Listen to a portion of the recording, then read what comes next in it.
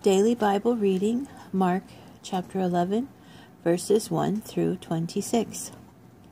As they were approaching Jerusalem, near Bethphage and Bethania, by the Mount of Olives, Yeshua sent 2 of his Talmidim with these instructions.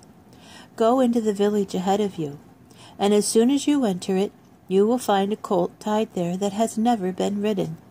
Untie it and bring it here. If anyone asks you, why are you doing this?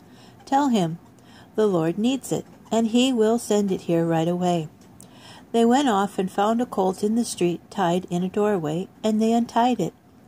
The bystanders said to them, What are you doing, untying that colt? They gave the answer Yeshua had told them to give, and they let them continue. They brought the colt to Yeshua and threw their robes on it, and he sat on it. Many people carpeted the road with their clothing, while others spread out green branches which they had cut in the fields. Those who were ahead and those who were behind shouted, Please deliver us. Blessed is he who comes in the name of Adonai. Blessed is the coming kingdom of our father David. And you in the highest heaven, please deliver us. Yeshua entered Jerusalem, went into the temple courts, and took a good look at everything. But since it was now late, he went out with the 12 to Bethania. The next day, as they came back from Bethania, he felt hungry. Spotting in the distance a fig tree and leaf, he went to see if he could find anything on it.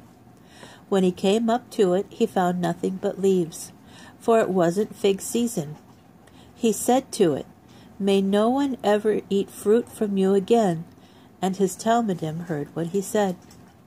On reaching Jerusalem, he entered the temple courts and began driving out those who were carrying on business there, both the merchants and their customers. He also knocked over the desks of the money changers, upset the benches of the pigeon dealers, and refused to let anyone carry merchandise through the temple courts. Then, as he taught them, he said, Isn't it written in the Tanakh, My house will be called a house of prayer for all the Goyim? But you have made it into a den of robbers. The head Kohanim and the Torah teachers heard what he said and tried to find a way to do away with him. They were afraid of him, because the crowds were utterly taken by his teaching. When evening came, they left the city.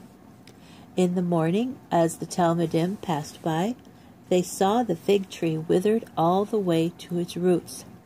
Kepha remembered and said to Yeshua, Rabbi, look, the fig tree that you cursed has dried up.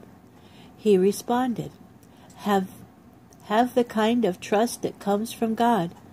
Yes, I tell you that whoever does not doubt in his heart, but trusts that what he says will happen, can say to this mountain, Go and throw yourself into the sea, and it will be done for him.